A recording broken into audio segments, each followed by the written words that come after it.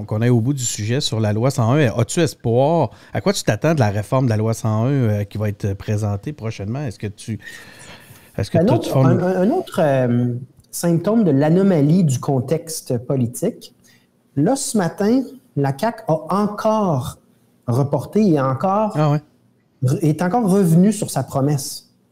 Je ne sais pas si c'est la 7e ou la 8e fois que la CAQ fait une promesse sur la langue et ne la tient pas en disant finalement, je ne vous ai pas dit la vérité, ce sera plus tard.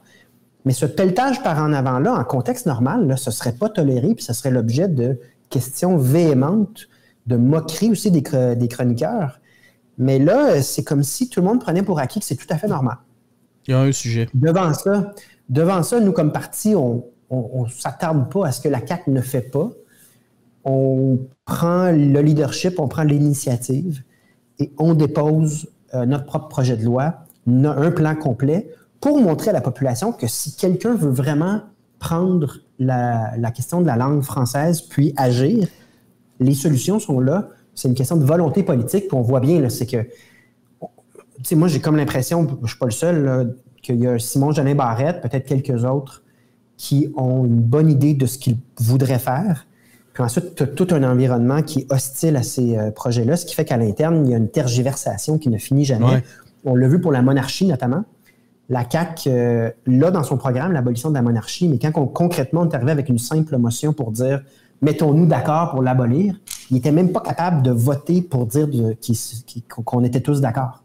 C'est pour dire à quel point il y a bel et bien une aile libérale. En fait, il y a plus de libéraux qu'il y a de péquistes à la CAQ. Est-ce que... Il ne faut jamais l'oublier. Parce qu'on le voit ensuite dans les votes puis dans les décisions. Il y a le discours officiel, là. Ouais. Mais dans les faits, il y a plus de libéraux que de péquistes à la CAQ. Ces volte-face-là, ces reports-là, cette force-là que l'on constate de l'aile libérale, fédéraliste à la CAQ, est-ce que ça ne représente pas en quelque sorte une opportunité pour le Parti québécois de reprendre le pôle de vrai parti nationaliste? Oui, puis c'est ça qu'on fait. Mais de manière plus générale, ce qui est le plus intenable pour ce parti-là, c'est que la quantité d'échecs dans leur plan pour faire des gros gains dans le Canada, là, ce ne sont que des échecs. Là. Puis le plus récent, c'est ce matin, un budget qui n'inclut rien en matière de transfert en santé. Ils nous doivent 6 milliards sur une base annuelle.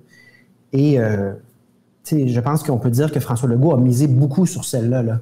Il nous en a parlé souvent, puis il a essayé de liguer les provinces contre Trudeau. Puis il a obtenu 0. C'est quoi les options qui s'offrent à lui, là? On recule parce que là, ils prennent notre argent qui devrait aller en santé. Puis là, ils nous créent des programmes pan-canadiens de santé mentale, de CHSLD, de garderie. Donc, le bilan caquiste, c'est celui du recul du Québec dans le Canada, alors que c'était l'inverse qu'ils nous promettaient. Ça, c'est encore plus porteur parce que, au fond, la renaissance, la relance du PQ tient à notre capacité de prendre l'idée d'indépendance, ce projet-là, puis d'en refaire un projet incontournable, un projet qui rallie les Québécois. Et là, moi, je pense que c'est ça le facteur le plus important. C'est que la doctrine caquiste d'obtenir des gains dans un fédéralisme, nationalo-fédéraliste, je ne sais pas comment décrire leur plan, mais clairement, ce plan-là n'obtient aucun résultat. Et là, pour moi, il y a vraiment toute une opportunité pour l'indépendance du Québec.